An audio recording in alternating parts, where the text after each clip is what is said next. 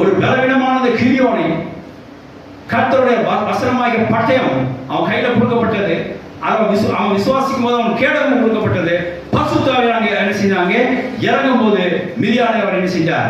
ஒரு பலவீன ஆட்களை கொண்டு பலப்படுத்தி மீதியான கர்த்தர் முறியடித்தார். ஆமென், ஹalleluya. கர்த்தர் உங்களுக்கு அப்படியே செய்வாராக.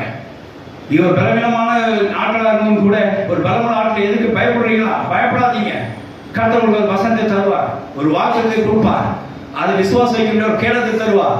எல்லாத்துக்கும் பரிசுத்த ஆவியானவர் கூட இருந்து அந்த காரியத்தை வெற்றி சிறக்க பண்ணுவார். ஹalleluya. நிச்சயமா கர்த்தர் உங்களை பலப்படுத்துவாரா இந்த போராட்ட நேரங்கள்ல. ஹalleluya. இந்த போராட்ட நேரங்கள் உங்களை பலவீனப்படுத்தலாம். இந்த போராட்ட நேரங்கள் உங்களை சோர்வுபடுத்தலாம். இந்த போராட்ட நேரங்கள் உங்களுக்கு வீழ்த்தியோட பார்க்கலாம். இந்த போராட்ட நேரங்கள் உங்களை கீழே படுக்க வைக்கலாம். ஒண்ணுக்கும் கவலைப்படாதீங்க. கர்த்தருடைய வசனத்தை தேடுங்க, அந்த பட்டயத்தை கேட்டு வாங்குங்க, அதை விசுவாசிங்க, கேடத்தை அடிஷனலா பெற்றுக்கொள்ளுங்க. பரிசுத்த ஆவியானவர் நிறைவே பெற்று